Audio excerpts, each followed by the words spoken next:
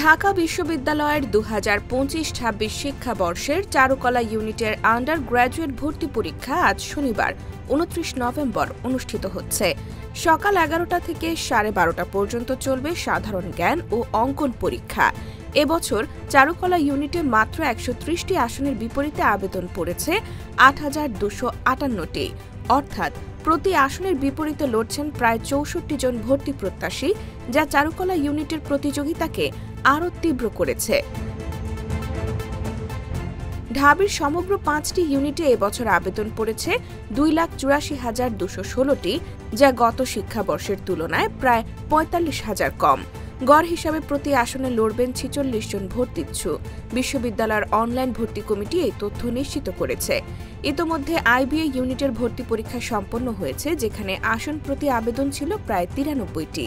শুক্রবার অনুষ্ঠিত সেই পরীক্ষার মাধ্যমে শুরু হয় ঢাবির চলতি বছরের ভর্তিযুদ্ধ।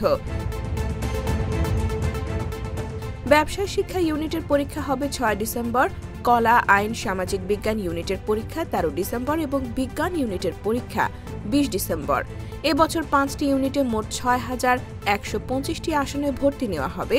এর মধ্যে বিজ্ঞান ইউনিটে সর্বোচ্চ 1,19,000-এর বেশি আবেদন পড়েছে, যেখানে আসন প্রতি আবেদন 63.63 জন।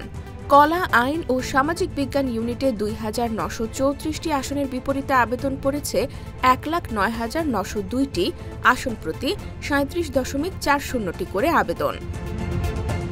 সব মিলিয়ে চারুকলা ইউনিট সহ অন্যান্য ইউনিটেও উচ্চ প্রতিযোগিতা তৈরি হয়েছে, যা ঢাবির ভর্তিযুদ্ধের চিরচেনা চিত্রকেই আরও প্রকট করে তুলেছে।